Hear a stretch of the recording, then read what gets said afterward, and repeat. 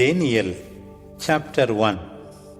In the 3rd year of Jehoiakim's reign as king of Judah, King Nebuchadnezzar of Babylon besieged Jerusalem. The Lord delivered into his hands King Jehoiakim of Judah and some of the vessels from the temple of God as well. These he carried off to the land of Shinar and placed in the treasure house of his God. King Nebuchadnezzar ordered his chief eunuch Ashpenaz to bring in some of the Israelites from the royal family and the nobility, young men without physical defect, handsome, intelligent and wise, well-formed, quick to learn and understand, and suitable for service in the king's palace. They were to be taught the language and literature of Chaldeans. They were allotted a daily portion of food and wine from the king's table and were to be trained for 3 years, after which they were to enter the king's service. Among these were young men of Judah: Daniel, Hananiah, Mishael, and Azariah, whose names the chief eunuch changed: Daniel to Belteshazzar, Hananiah to Shadrach, Mishael to Meshach, and Azariah to Abednego. As Daniel was resolved not to make himself unclean with the king's food or wine, he begged the chief eunuch to spare him this defilement. By the grace of God, the chief eunuch had been sympathetic to Daniel, but he was afraid of the king. And so he said, "If the king who has allotted your food and drink sees that you look more emaciated than the other young men of your age, he might think ill of me. It will put my life in danger to give in to your wish." Daniel then turned to the steward, whom the chief eunuch had put in charge of Daniel, Hananiah, Mishael, and Azariah. "Please test your servants for 10 days. Give us only vegetables to eat and water to drink, and see how we look in comparison with the young men who eat food from the king's table. Then treat us in accordance with what you see." The steward agreed and tested them for 10 days, at the end of which they looked healthier and better fed than any of the young men who ate the king's food. So the steward continued to give them vegetables instead of the choice food and wine. To these 4 youths God gave wisdom and proficiency in literature, and to Daniel the gift of interpreting visions and dreams. At the end of the period set by the king for the youth's training, the chief eunuch presented them to Nebuchadnezzar. The king talked with them and found none equal to Daniel, Hananiah, Mishael, and Azariah. These 4 became members of the king's court. In any matter of wisdom and discernment about which the king consulted, he found them 10 times better than all the magicians and enchanters in his whole kingdom. Daniel remained there until the 1st year of King Cyrus.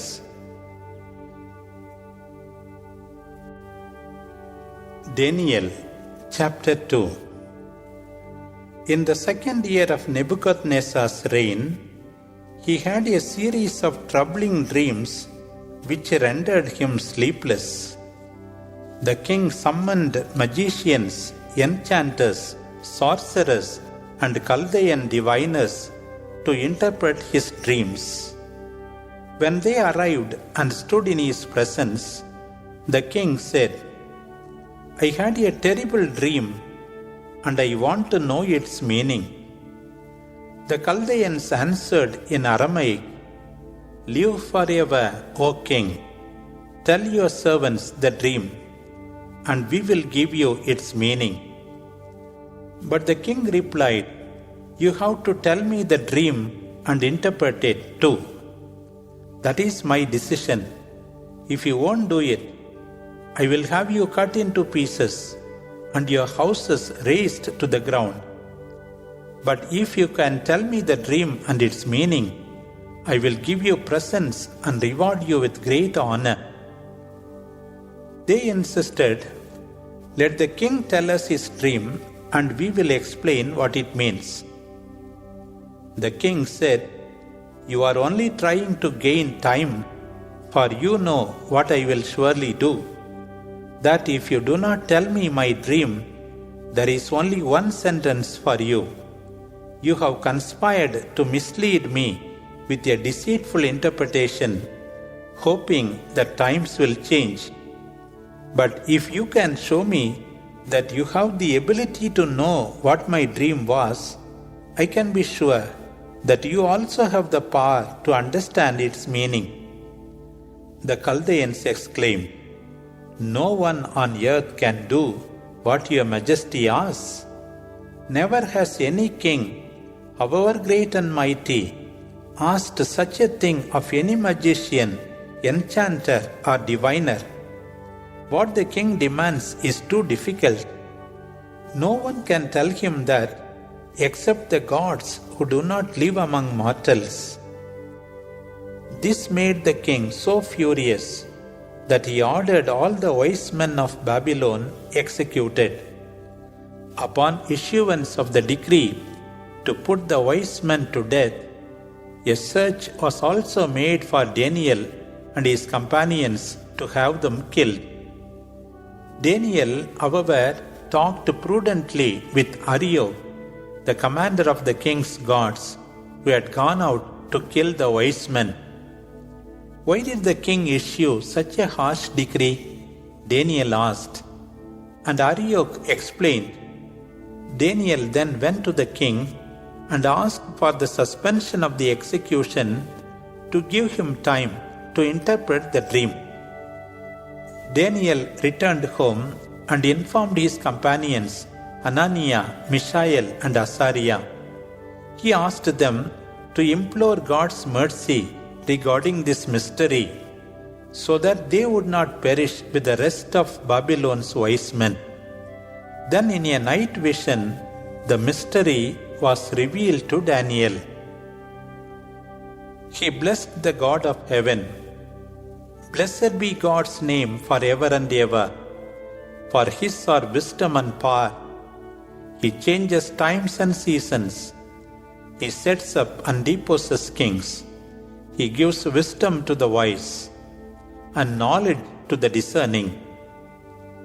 He reveals things deep and hidden. He knows what lies in darkness, for the light dwells with him. I give thanks and praise to you, O God of my ancestors. You have given me wisdom and power. You have shown me what we asked for. You have made known to us the dream of the king." After this, Daniel went to Arioch, the commander appointed by the king to execute the wise men of Babylon. Daniel said to him, "Do not execute the wise men yet. Bring me to the king, and I will interpret his dreams." At once Arioch took Daniel to the king and said, "Here is a man found among the Judean captives who says he can interpret the king's dream." The king asked Daniel, who had been named Belteshazzar, "Can you tell me what my dream was and what it means?" Daniel answered, "No wise man, enchanter, magician, or diviner can interpret the king's dream. But there is a God in heaven who reveals mysteries, and he has shown King Nebuchadnezzar what will happen in the future. I will tell you the dream and visions you had. As you lay in bed, O king, your thoughts turned to the future, and he who reveals mysteries showed you what is to happen. This mystery has been revealed to me, not because I am wiser than anybody else, but so that you may know what it means and what went on in your mind. In your vision, you saw a statue, very large, very bright, terrible to look at. Its head was of pure gold, its chest and arms of silver, its belly and thighs of bronze, its legs of iron, its feet partly of iron and partly of baked clay. As you watched, a rock cut from a mountain, but not by human hands, struck the statue on its feet of iron and clay, smashing them. All at once the iron, clay, bronze, silver and gold crumbled into pieces, as fine as chaff on the threshing floor in summer. The wind swept them off, and not a trace was left. But the rock that struck the statue became a great mountain that filled the whole earth. That was the dream. Now the interpretation.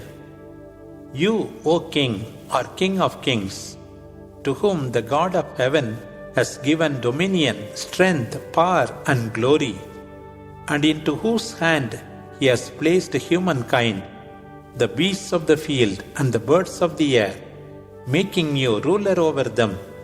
You are that head of gold. After you, another kingdom inferior to yours will rise. Then a third kingdom of bronze will rule the whole world. Last shall be a fourth kingdom, strong as iron, and just as iron breaks and crushes everything else, so will it break and smash all the others. The partly clay and partly iron feet and toes mean that it will be a divided kingdom. Yet it will have some of the strength of iron, just as you saw iron mixed with clay. And as the toes were partly iron and partly clay, the kingdom will be partly strong and partly weak. Just as you saw the iron mixed with baked clay, the people will be a mixture but will not remain united any more than iron mixes with clay. In the time of those kings, the God of heaven will set up a kingdom never to be destroyed or delivered up to another people. It will crush all those kingdoms and put an end to them, and it will endure forever. This is the meaning of your vision, a rock cut from a mountain, not by human hands, the rock that struck the statue and broke into pieces the iron, bronze, clay, silver and gold. The great God has shown the king what will happen in the future.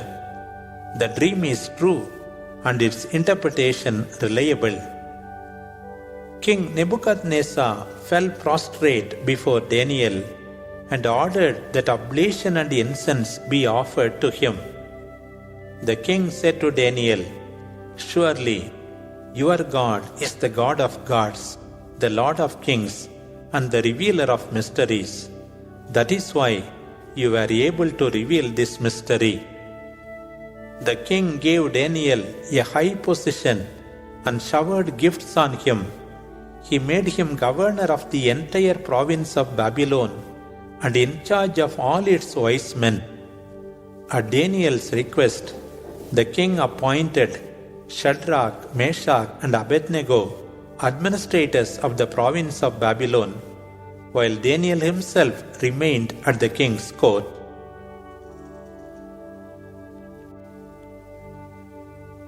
Daniel chapter 3. King Nebuchadnezzar had a golden statue 60 cubits high and 6 cubits wide, erected on the plain of Dura in the province of Babylon. Then he summoned the satraps, prefects, governors, counselors, treasurers, judges, magistrates, and all the other provincial officials to come for the dedication of the statue. all those summoned came together for the dedication and stood before the statue set up by King Nebuchadnezzar. There a herald proclaimed aloud, "Nations and peoples of every language, you are hereby commanded to fall down and worship the golden statue as soon as you hear the music played on the horn, flute, zither, lyre, harp, pipes, and all other instruments. Whoever fails to do this will at once be thrown into a burning furnace." At this command, all the people of every nation and language who heard the sound of music on the horn, flute, zither, lyre, harp, pipes, and other instruments fell down and worshipped the statue set up by King Nebuchadnezzar. It was then that Chaldean diviners came to the king accusing the Jews. They said to King Nebuchadnezzar, "Live forever, O king. You issued a decree that upon hearing the sound of the horn, flute, zither, lyre, harp, pipes, and other musical instruments, everyone must fall down and worship the golden statue, and whoever failed to do so was to be thrown into a burning furnace. There are some Jews, those whom you appointed administrators of Babylon, Shadrach, Meshach, and Abednego, who gave no heed to your order. They would not serve your gods or worship the golden image you set up." Nebuchadnezzar flew into a rage and summoned Shadrach, Meshach, and Abednego, who were immediately brought before the king. King Nebuchadnezzar questioned them, "Is it true, Shadrach, Meshach, and Abednego, that you do not serve my gods or worship the golden statue I have set up? If you hear now the sound of horn, flute, zither, lyre, harp, pipes, and other instruments, will you fall down and worship the statue I made? If you won't, you know the punishment. You will immediately be thrown into a burning furnace. And then, what God can deliver you out of my hands?" Shadrach, Meshach, and Abednego answered, "King Nebuchadnezzar, we need not defend ourselves before you on this matter. If you order us to be thrown into the furnace, the God we serve will rescue us. But even if he won't, we would like you to know, O king, that we are not going to serve your gods or worship the golden statue you have set up." Nebuchadnezzar's face reddened with fury as he looked at Shadrach, Meshach, and Abednego. He ordered the furnace heated 7 times hotter than usual and commanded some of his strongest soldiers to bind Shadrach, Meshach, and Abednego and throw them into the burning furnace. At once they were bound and thrown into the furnace with their hats, shoes, and garments on, for the king's order was very urgent. So fierce was the fire in the furnace that it devoured even the men who threw Shadrach, Meshach, and Abednego into it. The 3, bound fast, fell into the midst of the blazing furnace. They walked in the midst of the flames, singing to God and praising the Lord. Azariah stood up in the midst of the fire and prayed aloud, "Blessed and worthy of praise are you, O Lord God of our fathers. Your name is glorious forever. Justice is in all that you do. Your acts are faultless. Your ways are right. Your judgments always true. You have indeed given a just sentence in bringing evil upon us and upon Jerusalem, the holy city of our fathers. You have acted in accordance with truth and justice as punishment for our sins. for we have sinned and acted perversely by deserting you. We have sinned gravely in everything, and have not listened to your commandments. We have not observed them, and we have not fulfilled everything you commanded us for our good. All the evils you have brought upon us, all that you have done to us, you have done according to your just sentence. You have given us into the hands of our enemies, lawless people, the worst of the impious, into the hands of an unjust king, the most perverse in all the world. And today, we cannot even open our mouths. Shame and humiliation have overcome those who serve and worship you. Do not abandon us forever. Do not reject your covenant for your name's sake. Do not withdraw your mercy from us for the sake of Abraham, your friend, of Isaac, your servant, of Israel, your Holy One, to whom you promised to multiply their race as the stars of heaven and the sand on the shore of the sea. Lord, see, we have become the least among the nations in all the world, and we are humiliated because of our sins. At this time, we no longer have a king or prophet or leader. We cannot offer you holocausts, sacrifices, offerings, or incense. We have no place to present to you the first fruits of our crops, and so obtain your favor.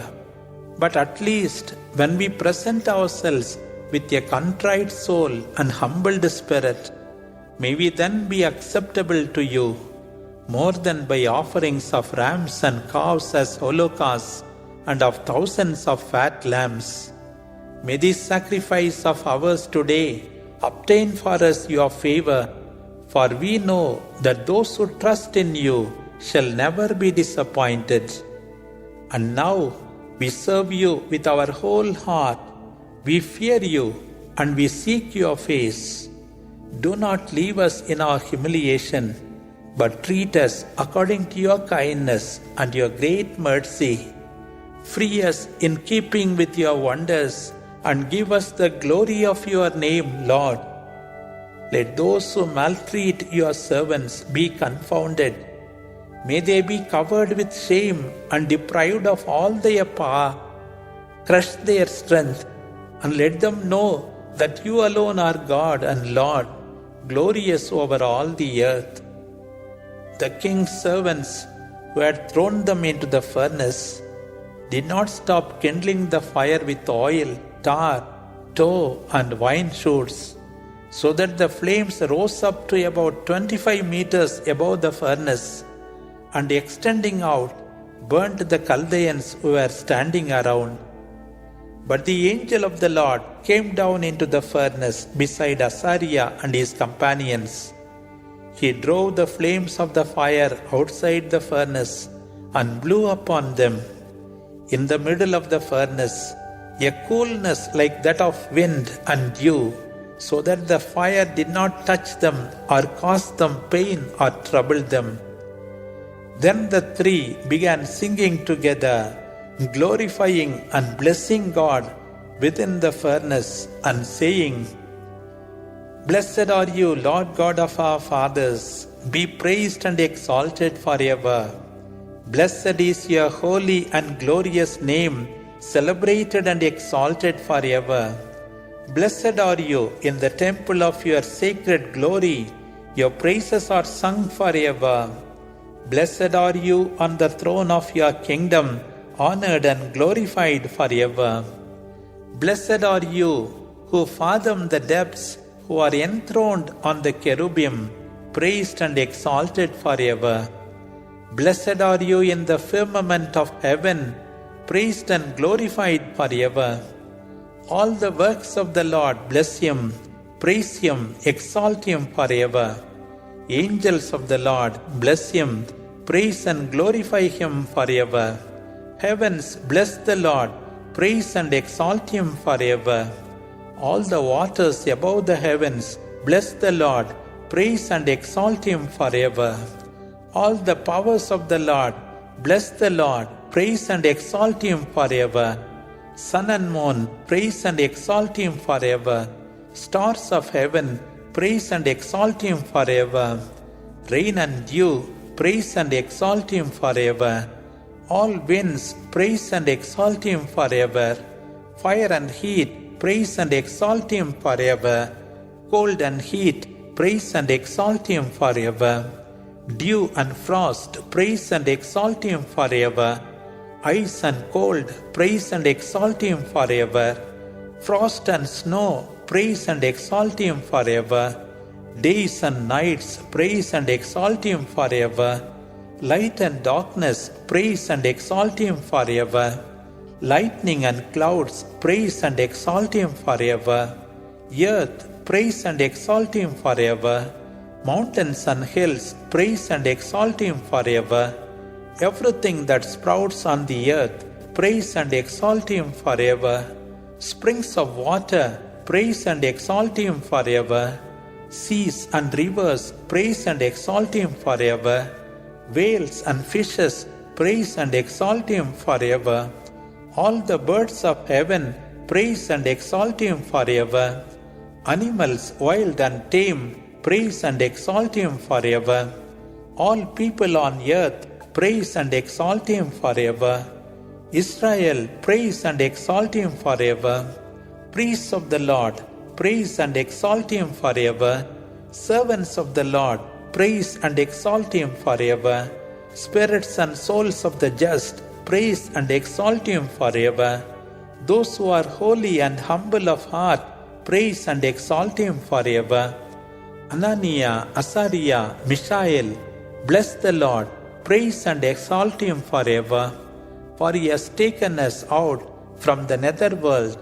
He has saved us from the hands of death, freed us from the furnace of burning flames, and rescued us from the midst of the fire.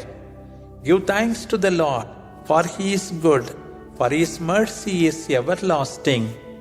All who worship the Lord, bless the God of gods, praise and acknowledge him, for his mercy is everlasting.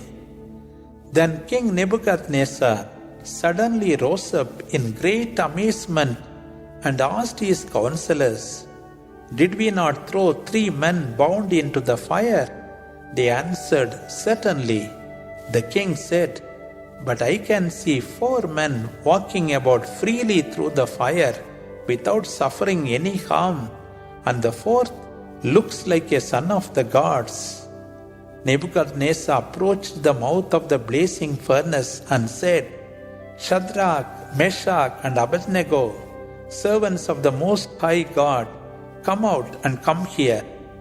So they came out from the midst of the fire. The officials, prefects, governors, and counselors of the king drew near to examine them. The fire had no effect on their bodies.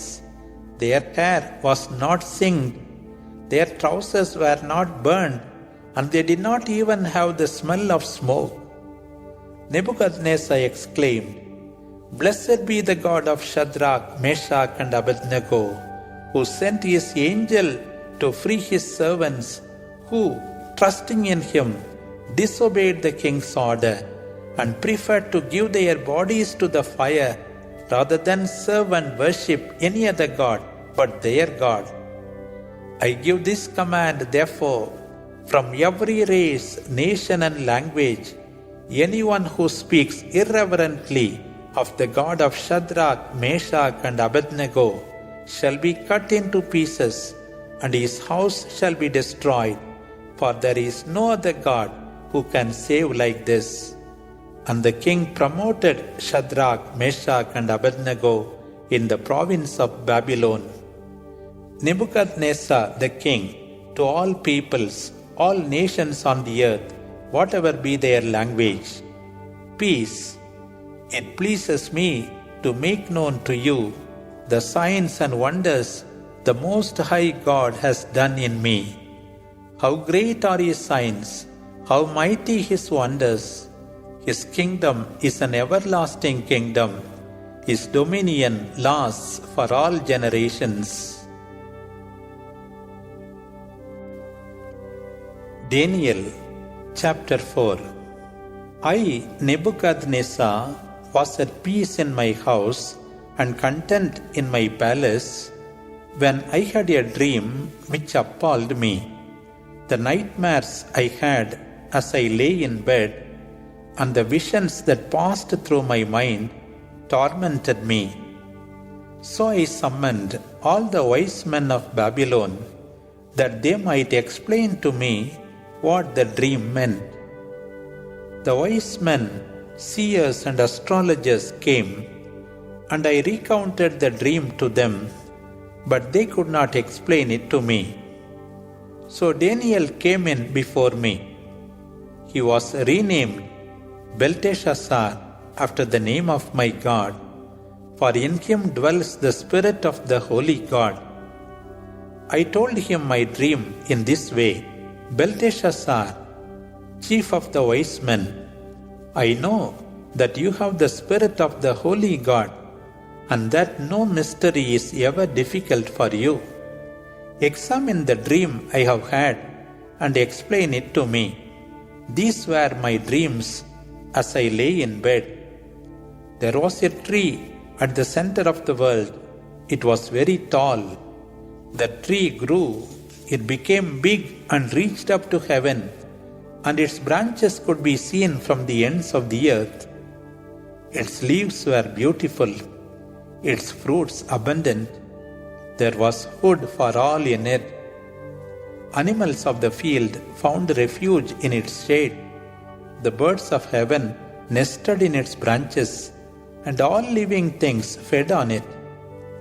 I was looking at this interior vision when a watchful one, a holy one, came down from heaven. He cried in a loud voice, "Cut the tree down, cut off its branches, strip off its leaves, and throw away its fruits. Let the beasts flee from under it, and the birds as well. But leave in the earth the stump and the roots, bound with iron and bronze bands in the grass of the field. Let him be drenched with the dew of heaven. Let him share the grass of the earth with the animals. Let his heart cease from being human, and let a beast's heart be given him, and pass over him 7 times. This is the sentence given by the watchful ones, the question settled by the holy ones, so that every living thing may know that the Most High is higher than any human authority. He confers power on whom He pleases and raises the most humble of men. This was the dream I had, I, King Nebuchadnezzar. You, Belteshazzar, explain it to me, since not one of the wise men in my kingdom has been able to interpret it for me. But you can, for the Spirit of the Holy God dwells in you." Then Daniel, renamed Belteshazzar, was stunned for a while and looked very much upset.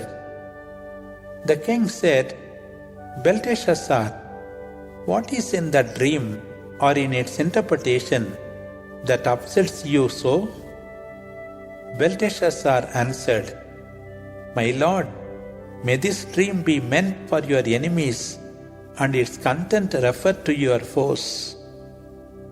The tree you saw, which grew big and strong, and reached to heaven and was visible through all the earth, with beautiful leaves and abundant fruit, which had food for all, under which animals of the field found refuge, and in whose branches the birds of heaven built their nests. This tree is you, O King, whose power has increased, reaching up to heaven, whose empire extends to the ends of the earth. Now, regarding what the king has seen, a watchful one, a holy one, who came down from heaven and said, 'Cut the tree down, destroy it, but leave the stump and the roots in the ground with bands of iron and bronze, in the grass of the field. Let him be drenched with the dew of heaven, and share the lot of the animals of the field, until they have passed over him 7 times. Now I shall explain it to you. This is the decree of the Most High regarding the king, my lord. You shall be driven out from among human society, and live with the beasts of the field. You shall eat grass like the oxen, and be drenched by the dew of heaven. 7 times shall pass over you, until you acknowledge that the Most High is higher than any human authority, and that He gives the power to whom He pleases. The order to leave the stump and the roots means that you shall recover your kingdom when you have acknowledged that all power comes from heaven. May it then please the king to accept my advice. Wipe out your sins with works of justice, and your iniquities by showing mercy to the poor. Then perhaps you may lengthen your prosperity. All this happened to King Nebuchadnezzar. 12 months later, while walking on the roof of the royal palace in Babylon, the king said, "Is this not the great Babylon I built with the strength of my own power as my royal residence, and for the glory of my majesty?"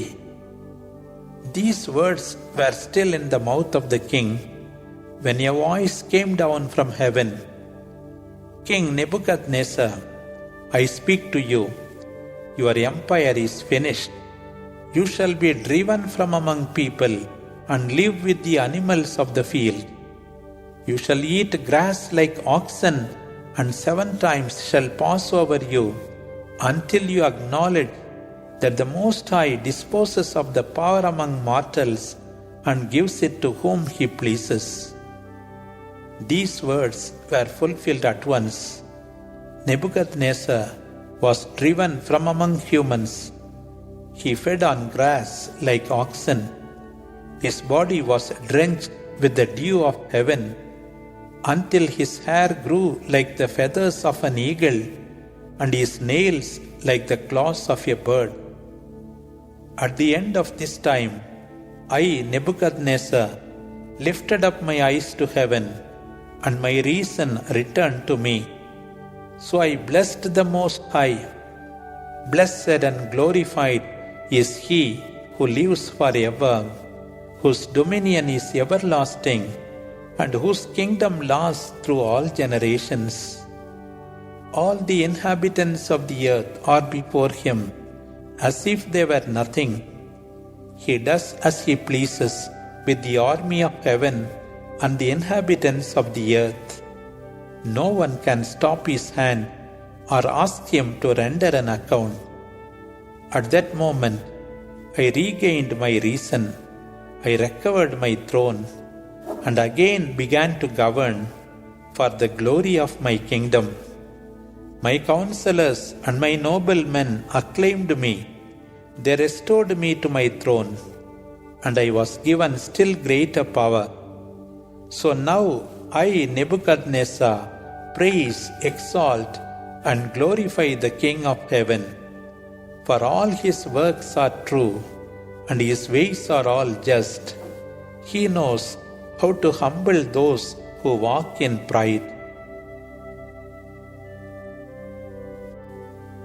Daniel chapter 5. King Belshazzar gave a great banquet for his nobles. 1,000 of them attended, and he drank wine with them.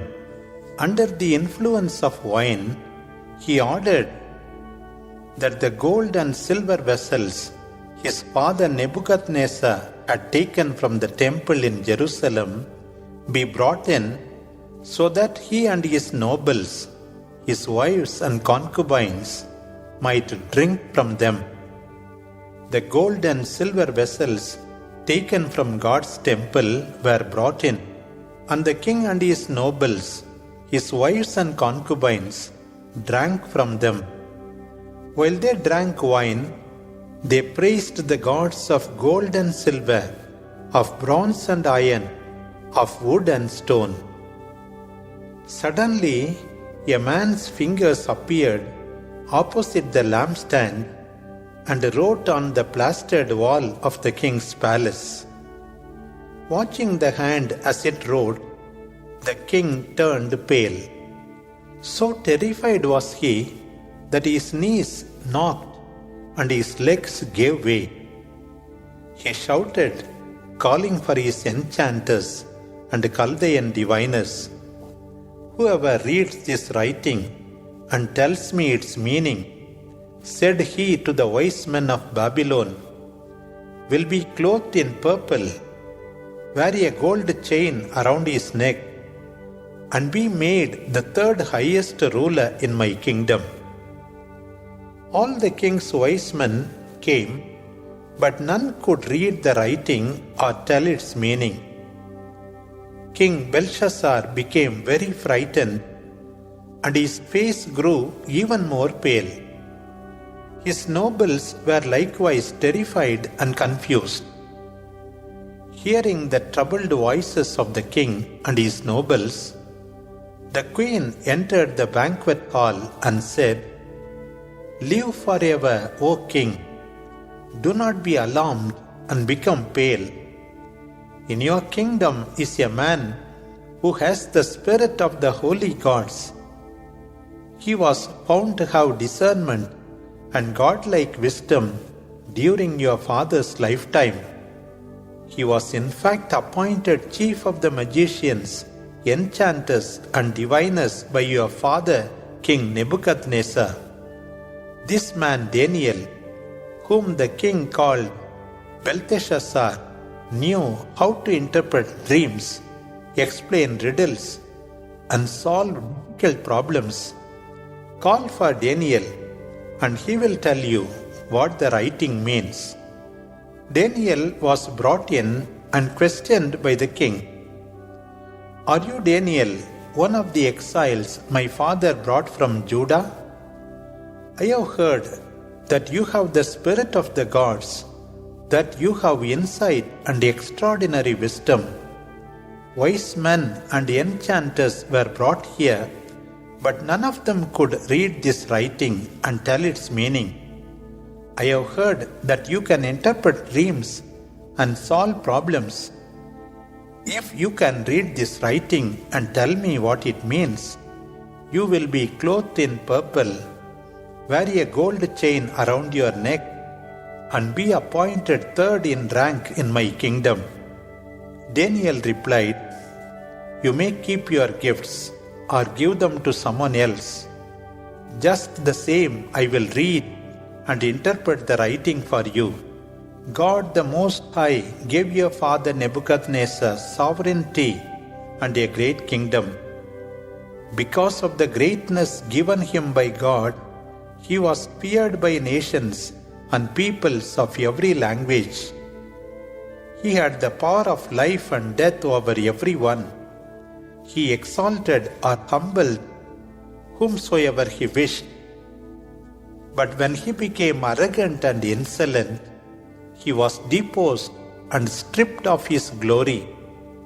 He became an outcast and as senseless as a beast. He lived with wild asses, ate grass like cattle, and his body was drenched with the dew of heaven, until he acknowledged that God the Most High rules over the human kingdoms and appoints whom he pleases to govern it. But you, his son, Belshazzar, although you knew all this, have not humbled yourself. You have defied the Lord of heaven. You had the vessels from his temple brought to you, and together with your nobles, your wives and concubines, you drank wine from them. You praised the idols made of silver and gold, of bronze, iron and stones, which neither see nor hear nor understand. But you never glorified God, who has power over your life and all your fortunes. So he sent the hand that wrote the inscription, which read, Mene Tekel Parsin. And these words mean, Mene, God has numbered the days of your reign and put an end to it. Tekel, you have been weighed on the scales and found wanting. Parsin, your kingdom has been divided and given to the Medes and the Persians. On Belshazzar's order, Daniel was clothed in purple, given a gold chain to wear around his neck, and proclaimed the third highest ruler in the kingdom. That very night, however, the Chaldean king Belshazzar was slain.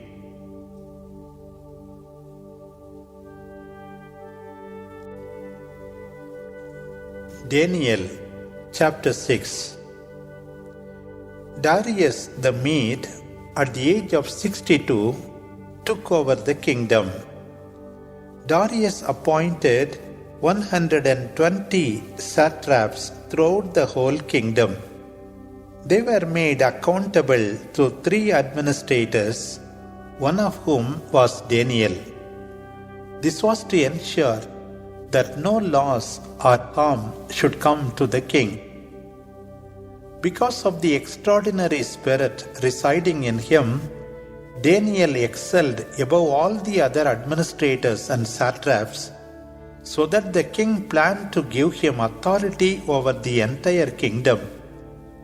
This provoked envy among the administrators and satraps, who tried to find grounds for filing charges against Daniel as regard his performance of official duties.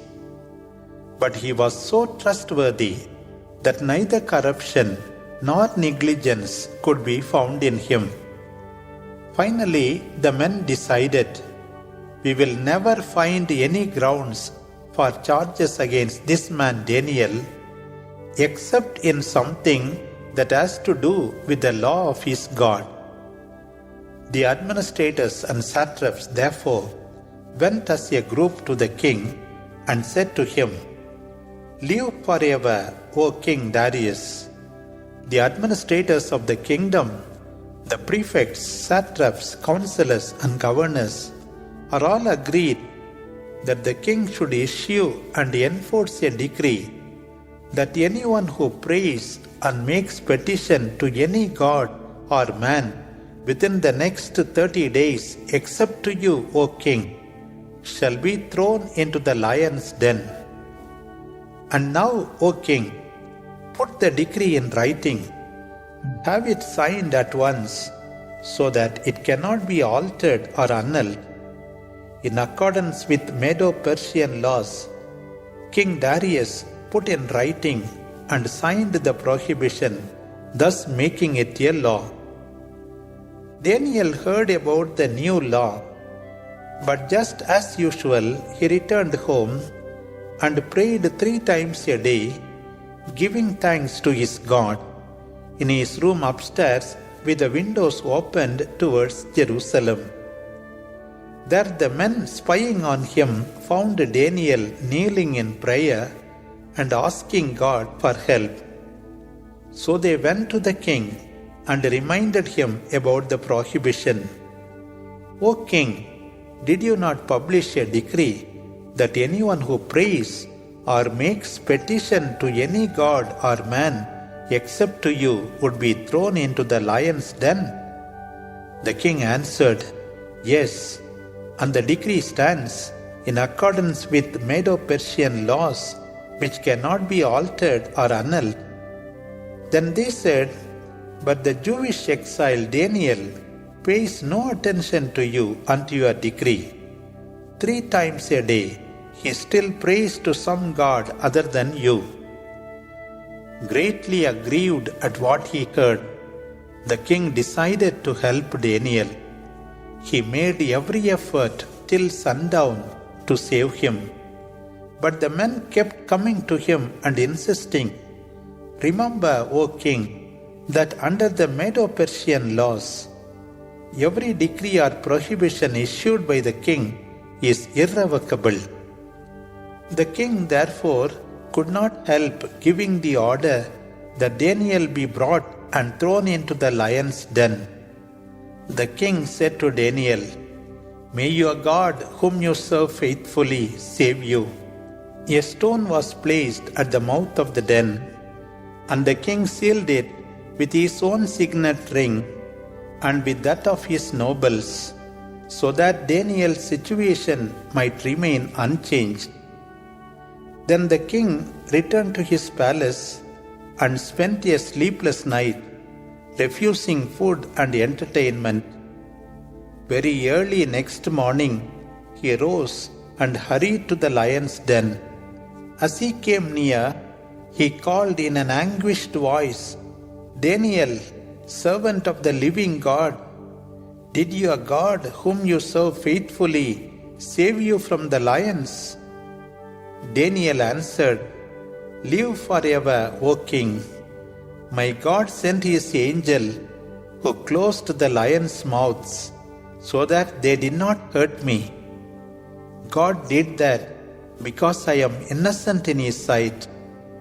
Neither have I wronged you, O king." The king felt very glad and ordered Daniel released from the lion's den. No wound was found on him, for he had trusted in his God. At the king's order, the men who had accused Daniel were thrown into the lion's den, together with their wives and children. No sooner had they reached the floor of the den than the lions lunged at them and tore them to pieces. King Darius wrote to the nations, to peoples of every language, "Peace to you all. I decree that throughout my kingdom, people should reverence and fear the God of Daniel. For he is the living God, and forever he endures. His kingdom will not be crushed. His dominion will never cease. He rescues and he delivers. He performs signs and wonders, both in heaven and on earth." And he came to Daniel's rescue, saving him from the lion's tooth and claw. Daniel greatly prospered during the reign of Darius and the reign of Cyrus the Persian.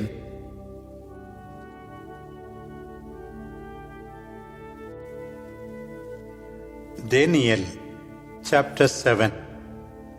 In the first year of the reign of King Belshazzar of Babylon, Daniel had a dream and visions in his mind as he was sleeping. When he woke up, he wrote down the dream. This is how the narrative began. Daniel said, "I saw the following in my vision. The four winds of heaven stirred up the great sea, and four great beasts, each one different from the other, came out of the sea. The first was like a lion with eagle's wings. As I looked at it, its wings were torn off. It was lifted up from the ground, stood up on its feet like a man, and was given a human heart. The second was like a beast, like a bear. It was raised up on one side and had 3 ribs in its mouth between its teeth. It was told, 'Go and devour much flesh.' I went on looking and saw another beast like a leopard with 4 wings on its back. It had 4 heads, and dominion was given to it. I continued seeing my visions of the night and saw a terrible 4th beast. It was fearful and extraordinarily strong. It had great iron teeth. It ate, tore into pieces, and crushed underfoot whatever remained. It was different from the previous beasts and had 10 horns. I was looking at the horns when another small horn sprang among them. and 3 of the first horns were pulled out by the roots to make way for the new. It had eyes like human eyes and a mouth that uttered insolent words. I looked and saw the following. Some thrones were set in place, and one of great age took his seat. His robe was white as snow, his hair white as washed wool. His throne was flames of fire with wheels of blazing fire. A river of fire sprang forth and flowed before him. Thousands upon thousands served him, and a countless multitude stood before him. Those in the tribunal took their seats and opened the book. But as I remembered the haughty words of the horn with human eyes and mouth, which I had seen before, this animal was killed before my eyes, and its body destroyed and cast into the fire. Dominion was taken from the other animals, though they were allowed to stay alive for a time, until the fixed time. I continued watching the nocturnal vision. One like a son of man came on the clouds of heaven. He faced the one of great age and was brought into his presence.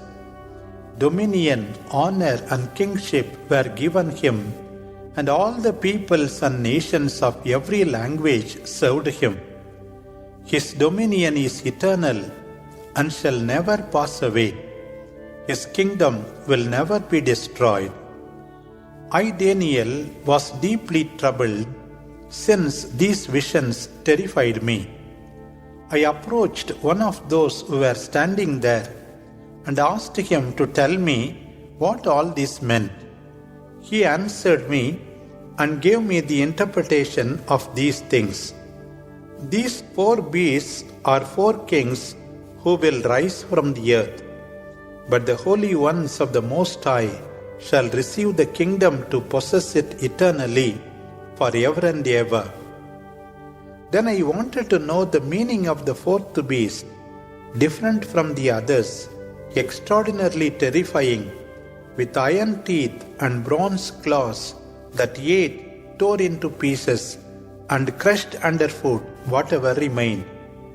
I also wanted to know about the 10 horns it had on its head, and about the other horn which had sprung up, and the 3 first horns that fell, and about this horn with eyes and a mouth that spoke with arrogance, and that looked greater than the other horns. As I looked, this horn waged war against the holy ones and was subduing them, until the one of great age came to do justice for the holy ones of the Most High, and the time came for the holy ones to take possession of the kingdom. Then I was told, the 4th animal shall be a 4th kingdom on earth, different from all the kingdoms.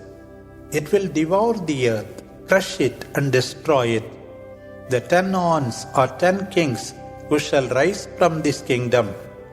Another one will rise up after them and destroy 3 kings. The king shall insult the Most High and persecute the holy ones of the Most High. He shall try to change the feasts and the laws. The holy ones shall be handed over to his power for a time, 2 times and of a time. But judgment will come and dominion will be taken from him.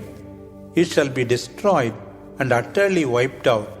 The kingship, dominion, and leadership of all the kingdoms of the world shall be given to the people of the holy ones of God Most High. His kingdom will be without end. All the kingdoms shall serve him and be subject to him. Here ends the narrative. I, Daniel, was greatly disturbed in my thoughts. I grew pale, and I kept these things in my heart. Daniel chapter 8. In the 3rd year of the reign of King Belshazzar, I, Daniel, had another vision. In the vision, I saw myself in Susa, the fortified city in the province of Elam. I noticed that I was by the river Ulai. I raised my eyes and saw a ram standing before the river. It had 2 long horns, but one was longer than the other. I saw the ram changing westward, northward, and southward. No animal could resist it. None could escape its power. It did as it pleased, and so became great. As I was thinking, a he-goat came from the west, as if flying above the entire earth without touching the ground. It had a great horn between its eyes. It approached the ram with the 2 horns, which I had seen by the river, and it ran towards the ram with all the fury of its strength. I saw how it reached the ram and directed itself against it. It charged the ram and broke its 2 horns, and the ram was unable to resist. It cast it down to the ground and crushed it. No one could free the ram from its power. The he-goat became very great, but when it was powerful, the great horn snapped, and in its place sprang 4 great horns, facing the 4 winds of heaven. From one of these, the small one, sprang a horn which grew big towards the south and east and towards the beautiful land. It grew up to the army of heaven and flung part of the stars to the ground and crushed them underfoot. It even came to the commander of the army, deprived him of the perpetual sacrifice, and made useless his temple and the army. It put abomination in place of the sacrifice and flung truth to the ground, and whatever it undertook succeeded. Then I heard a holy one speaking, and another who asked him in return, "When shall the vision be fulfilled? What about the perpetual offering, the abomination of the devastator, the sanctuary handed over, and the army trampled underfoot?" He answered, "Until 2,300 evenings and mornings have gone by, then the temple shall be restored." As I, Daniel, looked at this vision and tried to understand it, I suddenly saw before me someone like a man, and I heard a human voice over the river Ulai that cried out to him, "Gabriel, explain the vision to this man." He approached the place where I was. When he came, I was terrified and fell on my face. He said to me, "Son of man, understand. This vision refers to the end time." As he spoke, I lost consciousness and fell face down on the ground. He touched me and raised me to my feet. Then he said, "See, I will reveal to you what is going to happen when the wrath comes to an end, for the end is set. The ram you have seen, with its 2 horns, stands for the 2 kings of the Medes and the Persians. The hairy he-goat is the king of Greece. The great horn between its eyes is the first of its kings. This horn snapped, and the 4 horns that sprang up in its place are the 4 kingdoms that will rise from his nation, but will not overpower him. At the end of their reign, when the sinners have reached their full number, a king will arise, insolent and wise in cunning. His strength will increase, so that he shall plot things unheard of before. Whatever he undertakes shall prosper. He shall destroy the powerful and the very people of the holy ones. He shall carry out his deceits, will be believed in by many, and in the fullness of peace shall destroy many. He shall even rise against the Prince of Princes, but he shall be destroyed without the intervention of any human hand. What I said of the vision of the mornings and evenings is true, but keep the vision secret, for it will be fulfilled only in the remote future. I, Daniel, fainted and was sick for several days. Then I got up to attend to the king's affairs. I remained frightened because of the vision and did not understand it. Daniel chapter 9. In the first year of the reign of Darius, son of Ahasuerus of the Median race, who was king of Chaldea, the following happened. I, Daniel, thought about the number of years according to the scriptures before Jerusalem should be left in ruins. Yahweh spoke of 70 years to the prophet Jeremiah. I turned to the Lord and begged him. I pleaded with prayers and fasting. I did penance. I put on sackcloth and sat on an ash pile. I prayed to Yahweh my God and made this confession. Lord God, great and to be feared, you keep your covenant and love for those who love you and observe your commandments. We have sinned, we have not been just, we have been rebels and have turned away from your commandments and laws. We have not listened to your servants, the prophets, who spoke in your name to our kings, leaders, fathers, and to all the people of the land.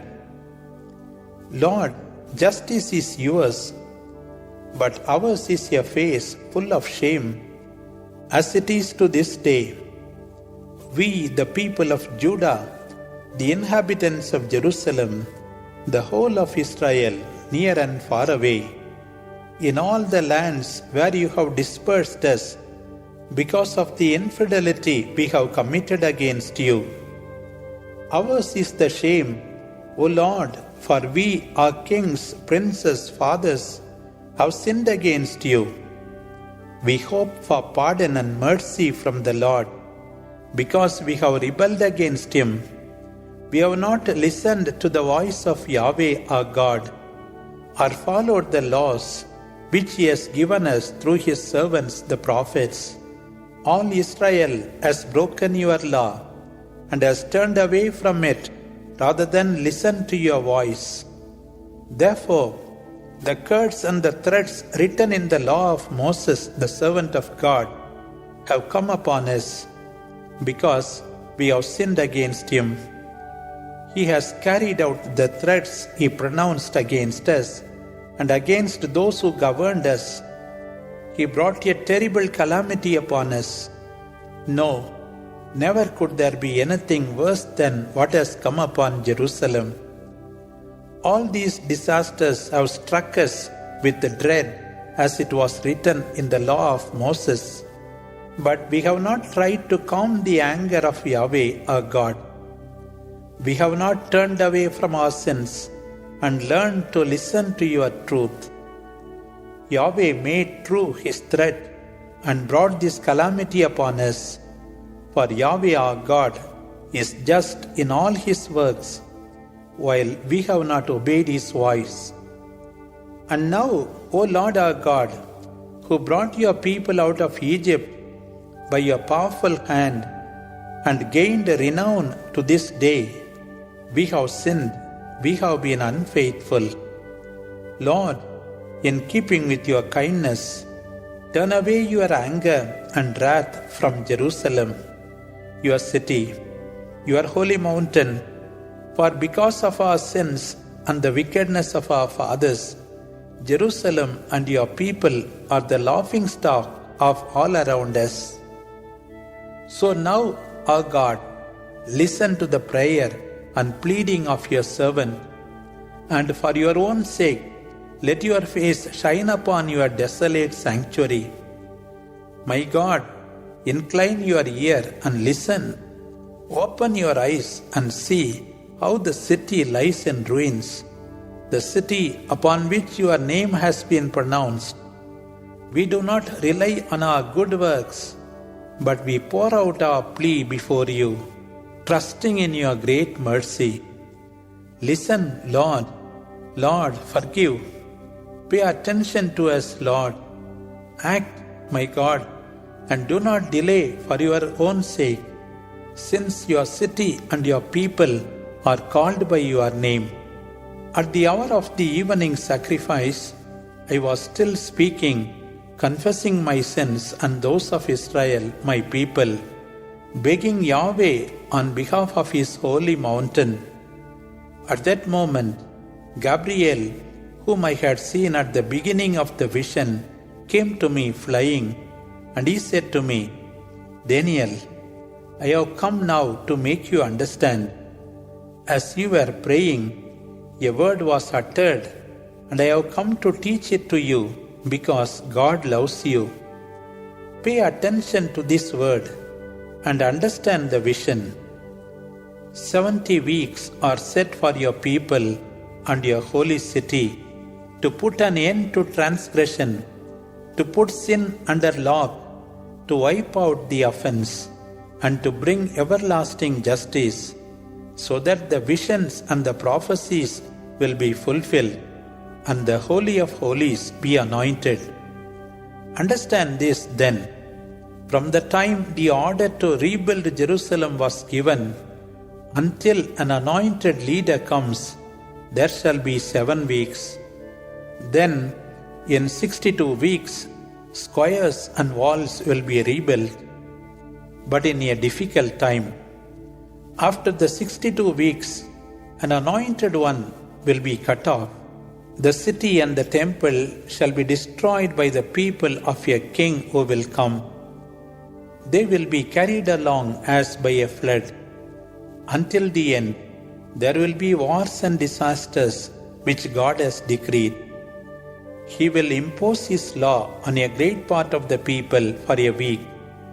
By midweek, He will put a stop to the sacrifices and offerings. The devastator shall place the abominable idol in the temple until the ruin decreed by God comes upon the devastator. Daniel chapter 10. In the 3rd year of the reign of Cyrus, king of Persia, God gave a message to Daniel, renamed Belteshazzar. This message spoke of fidelity and great anguish. Daniel paid attention to these words and to the following vision. At that time, I, Daniel, was mourning for 3 weeks. I ate no rich food, took no meat or wine, and did not perfume myself for 3 weeks. On the 24th day of the 1st month, as I stood on the bank of the river Tigris, I raised my eyes and saw this: a man clothed in linen, with a belt of pure gold round his waist. His body was like chrysolite. His face had the brilliance of lightning. His eyes were like blazing torches, and the sound of his words was like the noise of a crowd. I, Daniel, alone saw this vision. The men who were with me did not see it, but they were seized with great fear, and they fled to hide.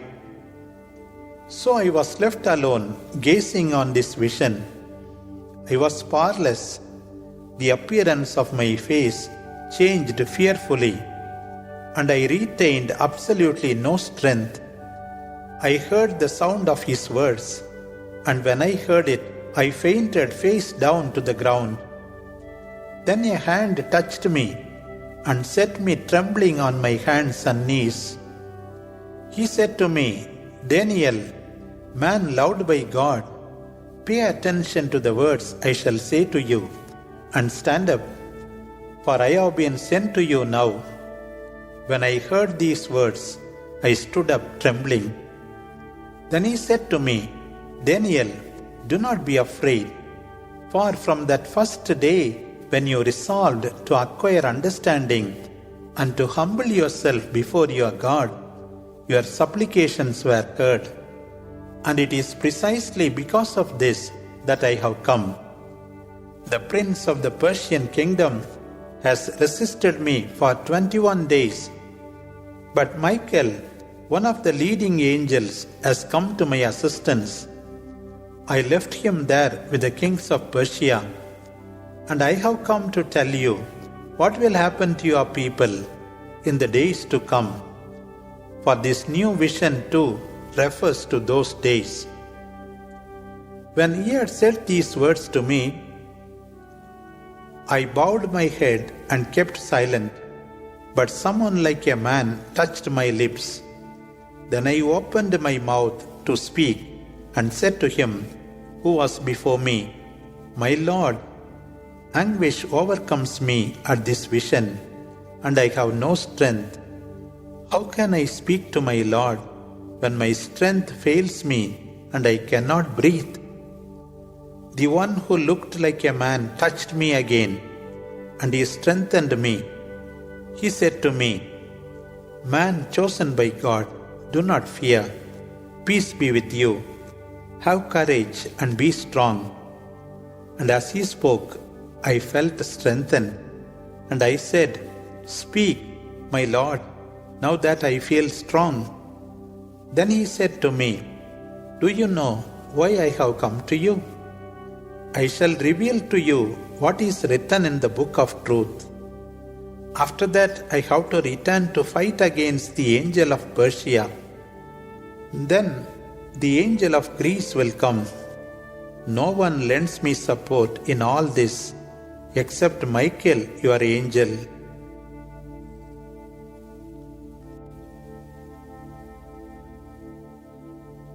Daniel chapter 11. He helps and strengthens me in the same way that I have helped him in the first year of Darius the Mede. But now I shall tell you the truth.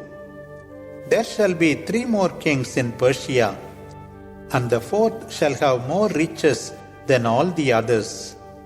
And when he has grown strong with his riches, he will stir up everything against the kingdom of Greece. A powerful king will rise and reign over a vast empire and do as he pleases.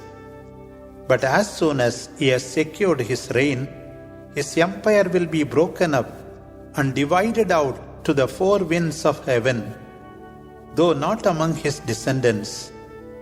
It will not be the same dynasty, but his kingdom shall be taken from them and passed on to others.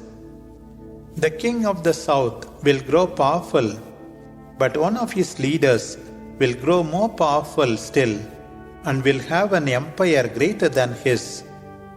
Some years later, they will be allies, and the daughter of the king of the south shall come to the king of the north to conclude the alliance.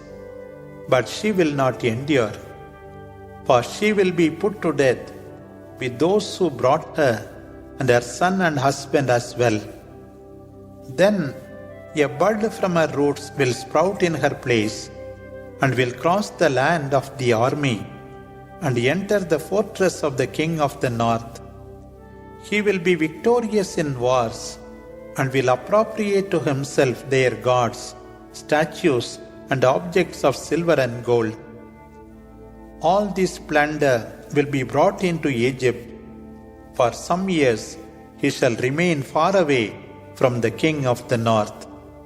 The king of the north will invade the kingdom of the south and then return to his own country. His sons will prepare for war and assemble a great multitude of troops. One of them will come like an overflowing river. He will break through and then withdraw after having fought right up to his fortress. Then the king of the south, enraged, will set out to fight against the king of the north. He will mobilize a great army, and the multitude will fall into his hands and perish. Then he will become proud and crush tens of thousands of men, but his strength will not last. The king of the north will attack after mobilizing a greater army than the first. And after several years, he will come with a large army and abundant provisions and supplies.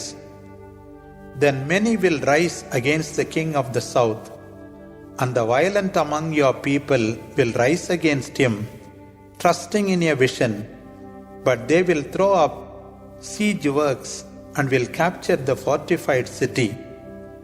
The king of the south will not be able to resist, he and the picked troops of his people. He who marches against him will do as he pleases, and none can resist him, and he will settle in the beautiful land, bringing destruction. He shall plan to reign over his whole kingdom, and will conclude an agreement with him, giving him one of his daughters, in order to destroy the kingdom. But he will not succeed, so it will not happen. Then he will turn against the islands and seize a good number of them. But a commander will humble him, and he will not be able to avenge himself. So he will turn against the fortresses of his own land, but he will stumble, fall, and never rise again. In his place will rise another who will send a tax collector to despoil the glory of his kingdom, but he will be overthrown within a few days, though neither with arms nor in battle. In his place, a contemptible man will rise, to whom royal dignity has not been given, but he will intervene unexpectedly and will gain possession of the kingdom by intrigue. The enemy forces will be completely routed and utterly destroyed by him, and the prince of the covenant too. He will act with cunning, making good use of the pacts concluded with him, and with a few men he will grow strong. He will invade the richest provinces and will do what his predecessors had not done. He will divide the plunder, the booty, and the riches among his friends. He will devise plans against fortresses, but up to a certain period only. He will direct his strength and courage against the king of the south. The king of the south will go to war with a great and powerful army, but will not be able to resist, for conspiracies have been plotted against him. Those who ate from his table will ruin him. His army will be disbanded, and many will fall dead by the sword. The two kings will not think of anything but to do harm and to deceive each other while sitting at the same table. But they will not accomplish anything, since there is still time before the appointed moment. The king of the north will return to his land with great riches and will devise plans against the holy covenant. He will act against it, then he will return to his land. In due time, he will return again to the south, but in this second time, things will not be as before. The ships of Kittim will come against him, and he will have to abandon his plan, but he will vent his anger against the holy covenant, and will again favor those who have turned away from the holy covenant. He will send some of his forces to profane the citadel sanctuary, to suppress the perpetual sacrifice, and there to set up the abominable idol of the devastator. He will corrupt with flatteries those who violate the covenant, but the people who know their God will stand firm. The most intelligent among the people will teach many, but they will fall by the sword, or be burned, or exiled, or plundered of their goods for some time. And when they fall, they will receive little help, but many will join them in deceit. Some among the learned will stumble, but this will be so as to prove them, to purify and cleanse them until the end, which is to come at its appointed time. The king will act according to his whims, becoming conceited and exalting himself above all the gods, and he will speak outrageous blasphemies against the God of gods. He will prosper until the wrath is filled to overflowing, for what has been decreed will be fulfilled. He will pay no heed to his father's gods, will not mind the favorite god of the women or any other god, but will exalt only himself as greater than them all. In their place, he will worship the god of fortresses, a god unknown to his ancestors, and will honor him with gold, silver, and precious stones and jewels. Trusting in a foreign god, he will attack the fortresses. Those who adore him will be given great honor.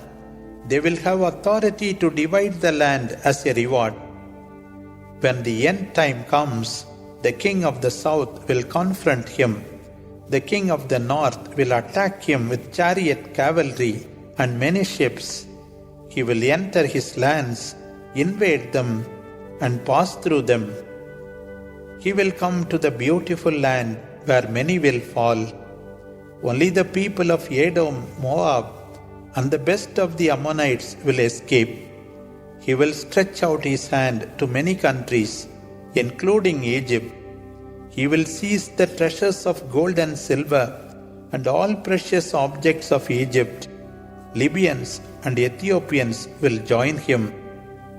But reports coming from the east and the north will worry him, and he will set out in a rage, determined to utterly wipe out and destroy many. He will set up the tent of his military camp between the sea and the holy mountain of the beautiful land. Then he will come to his end, and no one will come to his aid. Daniel chapter 12. At that time, Michael will rise, the great commander who defends your people. It shall be a time of anguish as never before, since the nations first existed until this very day. Then all those whose names are written in the book will be saved. Many of those who sleep in the region of the dust will awake, some to everlasting life, but others to eternal horror and shame. Those who acquired knowledge will shine like the brilliance of the firmament. Those who taught people to be just will shine like the stars for all eternity. And you, Daniel, keep these words secret, and have the book sealed until the appointed time of the end. Many will wander, looking here and there. Wickedness will go on increasing. I, Daniel, looked and saw two others standing, one on either side of the river. One said to the man clothed in linen who was upstream, "When will these wonderful things take place?" And I heard the answer of the man in linen who was upstream. He raised his hands to heaven and swore by the one who lives eternally. Everything will be fulfilled within a time, 2 times and a half time, when the holy people is completely crushed and without any strength. Then these things will be fulfilled. I heard but did not understand. Then I said, "My Lord, what will be the outcome of these things?" He said, "Go, Daniel, for these words are secret and sealed until the appointed time of the end. Many will be purified, cleansed, and proved. The impious will go on doing evil. None of them will understand anything. Only the learned will understand.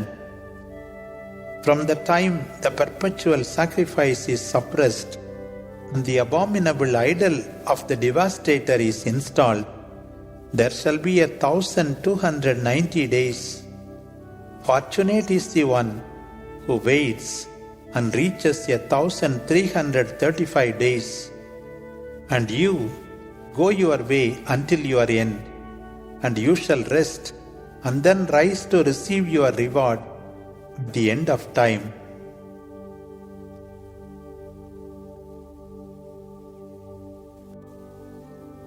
Daniel chapter 13. There lived in Babylon a man named Joachim, who was married to a very beautiful God-fearing woman, Susanna, Hilkiah's daughter, whose pious parents had trained her in the law of Moses. A very rich man and greatly respected by all the Jews, Joachim was frequently visited by the Jews in his house adjoining a garden. That year, 2 elders of the people were appointed judges, in whom this word of the Lord became true. Wickedness has come forth from Babylon through the elders appointed judges who were supposed to govern the people. These men frequented Joachim's house, and all who had legal disputes used to come to them. After the people had left at noon, Susanna would go into her husband's garden for a walk. The 2 old men began to lust for her as they watched her enter the garden every day. Forgetting the demands of justice and virtue, their lust grew all the more as they made no effort to turn their eyes to heaven. Although both were possessed of the same passion for her, they concealed that from each other, for they were ashamed to reveal their lustful desire. But they continued watching her day after day. One day after lunch, they parted, saying to each other, "Let us go home, for it is mealtime." So off they went in different directions. But both turned back, and coming face to face again, each was obliged to explain his action and admit his lust. They agreed to wait for an opportunity to meet her alone. One day, as they were waiting for an opportune time, Susanna entered the garden as usual with only 2 maids. She decided to bathe, for it was a hot day. Nobody else was there except the 2 elders watching her from where they had hidden themselves. She said to the maids, "Bring me oil and ointments, and shut the garden doors while I bathe." Unaware of the elders hidden inside the garden, the 2 maids did as ordered, shutting the doors and leaving by the side entrance to the house to fetch what she had asked for. When the maids had left, the 2 elders hurried to her and said, "Look, the garden doors are shut, and no one sees us. We desire to possess you. If you refuse to give in, we will testify that you sent your maids away, for there was a young man here with you." Susanna moaned, "Whatever I do, I am trapped. If I give in to your desire, it will be death for me. If I refuse, I won't escape your persecution. I would rather be persecuted than sin in the eyes of the Lord." Susanna shrieked, but the old men shouted, putting the blame on her. One of them ran and opened the garden doors. Hearing the noise in the garden, the household servants rushed in by the side entrance to see what was happening. They were taken aback when they heard the elders' accusation, for never had anything like this been said of Susanna. The next day, a meeting was held at Joachim's house. The two elders arrived, vindictively determined to have Susanna sentenced to death.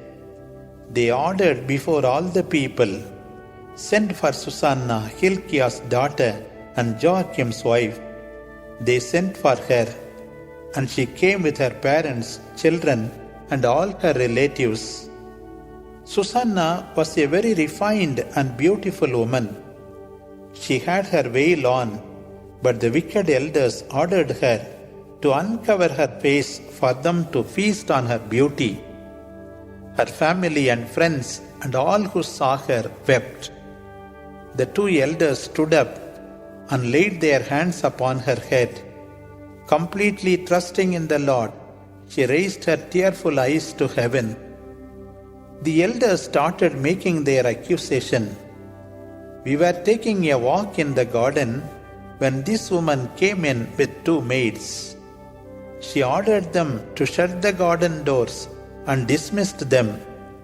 Then a young man came out of hiding and lay with her. We were in a corner of the garden and we saw this crime from there. We ran to them and caught them in the act of embracing. We were unable to take hold of the man. He was too strong for us. He made a dash for the door, opened it and ran off. But we were able to seize this woman. We asked her who the young man was, but she refused to tell us. This is our statement, and we testify to its truth." The assembly took their word, since they were elders and judges of the people. Susanna was condemned to death. She cried aloud, "Eternal God, nothing is hidden from you. You know all things before they come to be. You know that these men have testified falsely against me. Would you let me die, though I am not guilty of all their malicious charges?" The Lord heard her, and as she was being led to her execution, God aroused the Holy Spirit residing in a young lad named Daniel. He shouted, "I will have no part in the death of this woman." Those present turned to him. "What did you say?" they all asked. Standing in their midst, he said to them, "Have you become fools, you Israelites, to condemn a daughter of Israel without due process and in the absence of clear evidence?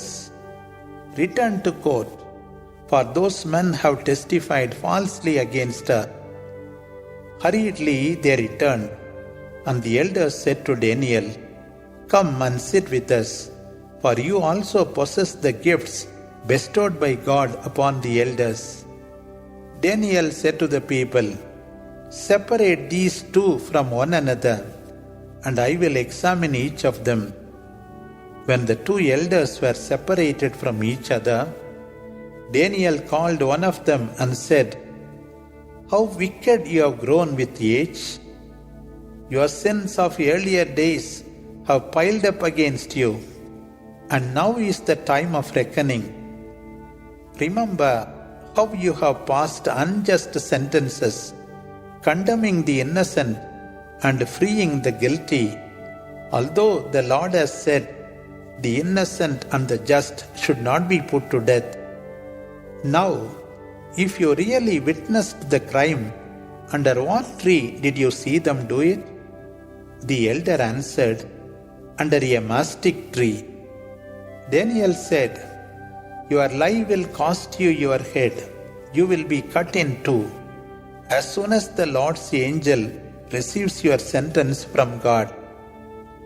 Putting the first one aside, Daniel called the other elder and said to him, "You offspring of Canaan and not of Judah, you have long allowed yourself to be perverted by lust. This is how you have dealt with the daughters of Israel, who out of fear have yielded to you. But here is a daughter of Judah, who would not tolerate your wickedness. Tell me then, under what tree Did you catch them committing the crime? The answer came under an oak. Your lie has also cost you your head. Your lie has also cost you your head. Daniel said, God's angel waits to cut you both in two. The whole assembly shouted and blessed God for helping those who hope in Him. They turned against the two elders who, through Daniel's efforts, had been convicted by their own mouths. In accordance with Moses' law, the penalty the two elders had intended to impose upon their neighbor was inflicted upon them. They were sentenced to death. Thus was the life of an innocent woman spared that day. Hilkiah and his wife praised God for the justice given Susanna, and so did Joachim her husband and all her relatives, for she was not found guilty of any shameful deed. Daniel was greatly esteemed by the people from that day onward.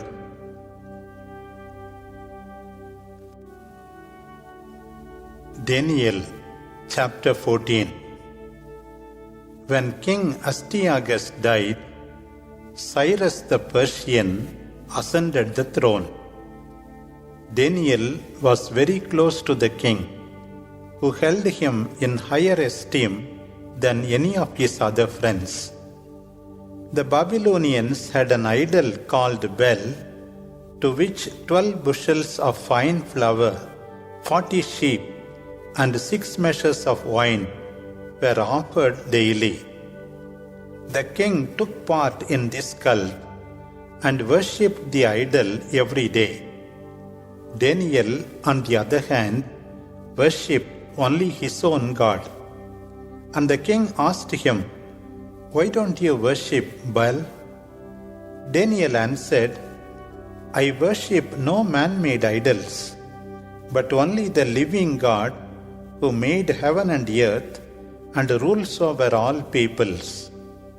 The king asked, Don't you think Baal is a living God? Don't you see how much he eats and drinks every day? Daniel laughed. Do not be deceived, O king. This is only clay inside and bronze outside. It never ate or drank anything. Enraged, the king called his priests and said to them, If you will not tell me who consumes all these offerings, you will all die. But if you can show that Baal consumes them, it is Daniel who will die for blaspheming. Daniel said to the king, Let it be as you say. There were 70 priests of Baal, besides their wives and children. Together with Daniel, the king went to Baal's temple. The priest said to the king, See, we are going outside. We will leave you here inside, O king, to set out the food and prepare the wine. Then you can leave them, shut the door and seal it with your ring. You will return in the morning. And if you find that Baal has not eaten the food and drunk the wine, we are ready to be executed. But if the reverse happens, Daniel must die for telling lies and slandering us. They were confident, for they had made a secret entrance under the table, through which they used to come in to consume the food and wine offerings. When the priests had left, the king set the food before Baal, while Daniel ordered his servants to scatter ashes all over the temple floor. Then they left after shutting the door and sealing it with the king's ring. That night the priests and their wives and children came and as usual ate and drank the offerings. Early the next morning, the king returned to the temple with Daniel. Are the seals unbroken, Daniel? The king asked. Daniel answered, They are unbroken, O king. opening the door, the king looked at the table, then exclaimed, "You are indeed great, O Bel. There is no deception in you." Daniel laughed, and restraining the king from entering, he said, "But look at the floor and see whose footprints these are." The king said, "I see footprints of men, women, and children." Enraged, the king ordered the priests and their wives and children to be seized. They were compelled to show him the secret door through which they used to enter to consume the offerings on the table. They were put to death on orders of the king, and Bel was handed over to Daniel, who destroyed the idol and its temple. In Babylon, there was a big dragon which was also worshipped. "Look," said the king to Daniel, "this is alive, not made of bronze. Would you deny that this is a living God? Worship it." Daniel replied, "I will worship no one but the Lord my God, for he alone is the living God. With your permission, O king, I will slay this dragon without sword or club." The king answered, "You have my permission." Then Daniel took some pitch, fat, and hair and boiled them together. He made them into cakes, which he fed to the dragon, and the dragon burst after eating them. Daniel said to the king, "Now look at what happened to the thing you worship." The Babylonians became angry upon hearing of this. "Our king has become a Jew," they said. "He destroyed Bel, killed the dragon, and put the priests to death."